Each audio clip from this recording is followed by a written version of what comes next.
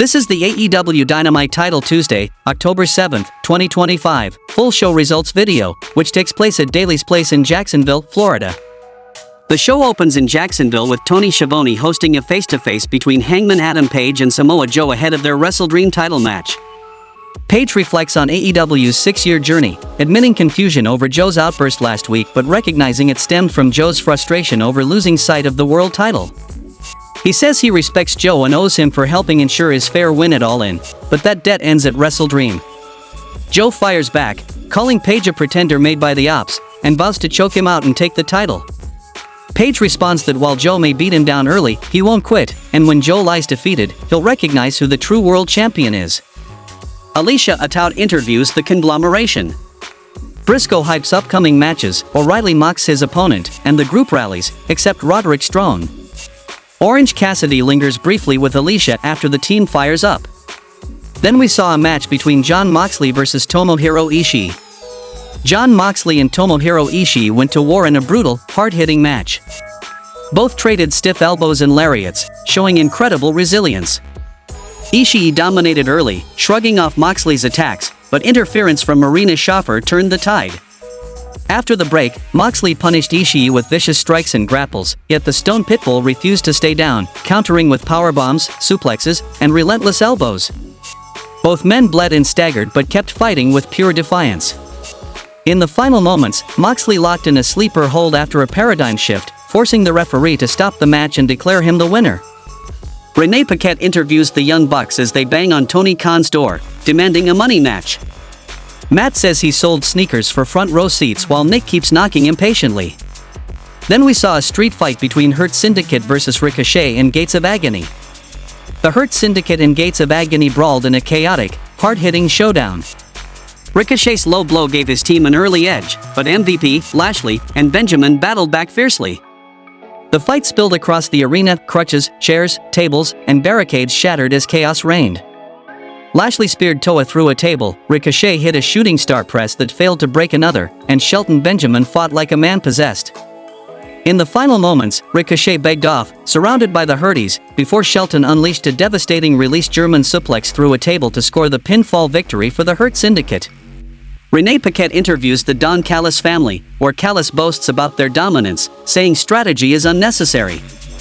He urges the walking weapon to dismantle Kota Ibushi, mocks Kyle O'Reilly, and vows his faction will win their upcoming matches and claim all the championships. Then we saw a match between Jurassic Express versus Orion and KM. Jurassic Express dominated from the start as Jack Perry quickly took down Orion while the Young Bucks watched from the back row. Luchasaurus delivered a powerful stalling suplex and chest chop before Perry tried removing a turnbuckle pad. After sending Orion's partner off the apron, Perry and Luchasaurus hit the countdown to extinction for the victory. After the match, the Young Bucks ambushed Jack Perry, cutting short the celebration. They delivered an EVP trigger to Luchasaurus, followed by a double superkick on Perry.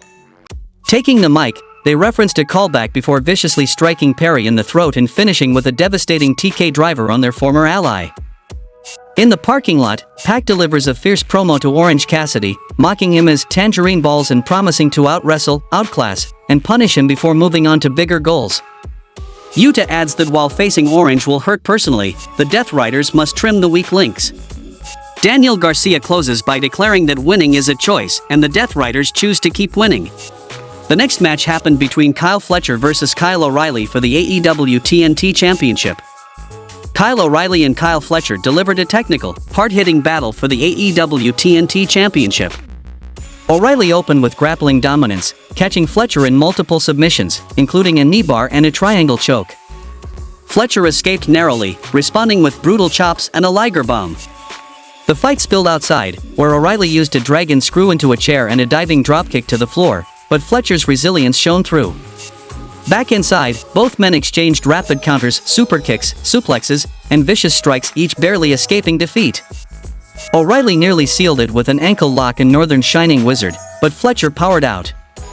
In the closing moments, the champion unleashed a devastating roundhouse kick followed by a sheer drop brainbuster to score the pinfall and retain the TNT Championship.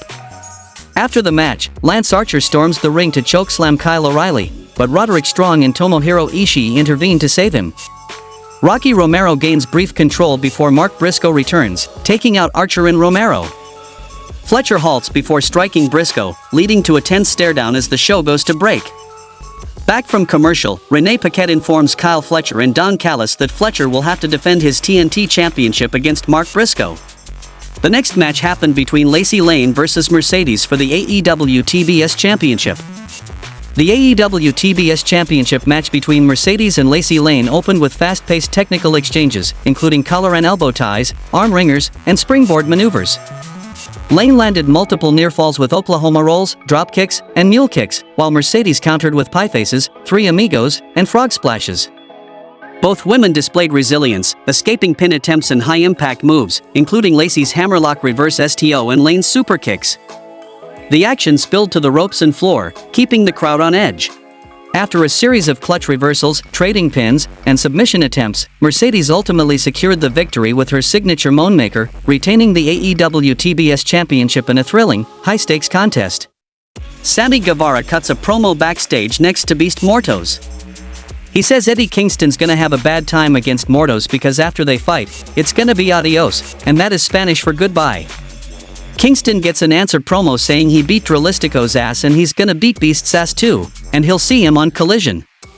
The next match happened between Brodito vs Don Callis family, Okada and Konosuke Takeshita. In a high-stakes double jeopardy eliminator, Bandito and Takeshita faced Konosuke and Brody King, with Okada at ringside. The match featured fast-paced sequences, including arm wringers, La Cazadora arm drags, super kicks, drop kicks, Saito suplexes, and high-flying moves. Bandito and Brody executed stereo boots in tandem offense, while Okada repeatedly intervened, targeting Bandito's injured arm. Takeshita and Konosuke traded impactful strikes, suplexes, and counters, with near falls keeping the crowd on edge. Despite Bandito's resilience and a 21-plex attempt, his arm gave out, allowing Konosuke to hit a poison Frankensteiner. Okada tagged himself in, delivered the Rainmaker, and pinned Bandito. The Don Callis family secured the victory and earned a tag team title shot at WrestleDream in a thrilling, action-packed contest. Post-match, a furious Takeshita shoves at Okada and gets him moving out of the ring as King checks on Bandito. Backstage, Renee Paquette interviews Willow Nightingale and Jetspeed. Mike Bailey praises those who stand up to bullies, questioning FTR's claim as the greatest tag team. Willow emphasizes that it's all about in-ring performance when the bell rings. Kevin Knight mocks FTR, telling Stokely to grab another tracksuit, highlighting tension and rivalry ahead of their 3-on-3 showdown. Back from commercial, FTR and Stokely Hathaway cut a backstage promo. Hathaway mocks Willow Nightingale while praising Jetspeed, introducing Megan Bayne and Penelope Ford as his allies. Bayne asserts Willow has no chance, and together they vow to put the babyfaces in their place, ending with the declaration, "Top God's out." Backstage, Renee Paquette interviews Brodito. Bandito admits he's not at 100% but takes responsibility, refusing excuses. King emphasizes perseverance, and together they vow to return stronger, declaring that next week, with the best wrestler on their side, they'll fight relentlessly to retain their titles. In the main event of the show, we saw a match between Orange Cassidy vs Pac. In a hard-hitting, high-risk match, Orange Cassidy and Pac traded strikes, high-flying maneuvers, and near falls, taking the action from the ring to the floor in stands. Cassidy endured suplexes, super kicks, and tombstone piledrivers but battled back with elbow strikes, a trust fall senton, and multiple counters. The chaotic bout culminated with Cassidy rolling out Pac with a La Cazadora victory roll, securing a dramatic pinfall win after a brutal, action-packed contest that showcased resilience, athleticism, and ingenuity. Post-match chaos erupts as Darby Allin confronts Pac and the Bastard, using pepper spray and a stun gun while Wheeler Yuta tries to intervene. Allin attempts a Molotov cocktail but is stopped by security. Death Riders flee, leaving Allin taunting Moxley and ending the show in intense, chaotic fashion. How would you rate this week's AEW Dynamite show? Tell me in the comments, and thanks for watching.